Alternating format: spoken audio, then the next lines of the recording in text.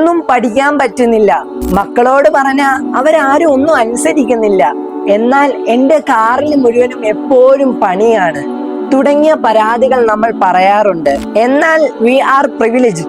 ആണടോ, നിങ്ങൾ ഭാഗ്യവാൻ തന്നെയാണ്. കാരണം എന്താ? നിങ്ങൾക്ക് ഇതുപോലെ പരാതി പറയാൻ പറ്റുന്നുണ്ടല്ലോ.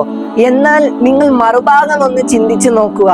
മക്കളില്ലാത്തവർക്ക് ഇതുപോലെ എപ്പോഴും മക്കളെ കുറ്റം പറയാനോ മക്കളെ ഭരിക്കാനോ അനുസരിക്കില്ല എന്ന് പറയാൻ അവർക്ക് കഴിയുമോ?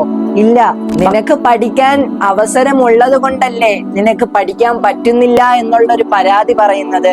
എന്നാൽ ഈ ബുക്കുകളോ കാര്യങ്ങളോ ഒന്നും ഇല്ലാത്ത അവരെ കുറിച്ചൊന്ന് ചിന്തിച്ചു നോക്കൂ.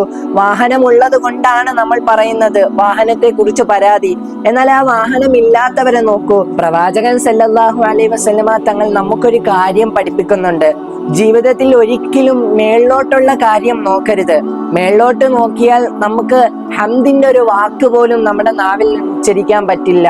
താഴേക്ക് നോക്കിയാൽ നമുക്ക് എപ്പോഴും അൽഹംദുലില്ലാ എന്ന് പറയാൻ മാത്രമേ സമയമുണ്ടാവുകയുള്ളൂ.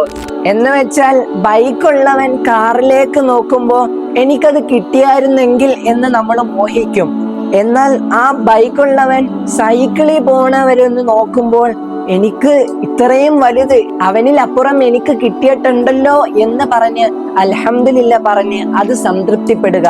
അള്ളാഹു നമുക്ക് നൽകുന്നത് തൃപ്തിപ്പെട്ടാലേ അള്ളാഹു നമുക്ക് ഒരുപാട് നൽകുകയുള്ളൂ. അതിന് നമുക്ക് സംതൃപ്തി ഇല്ല, എനിക്ക് പറ്റുന്നില്ല, എനിക്കൊന്നും ആയില്ല, എനിക്ക് കിട്ടിയത് മൊത്തം നഷ്ടമാണ് എന്ന് നമ്മൾ കരുതുകയാണെങ്കിൽ എല്ലാം അനുഗ്രഹങ്ങളും അള്ളാഹു തിരികെ എടുക്കും.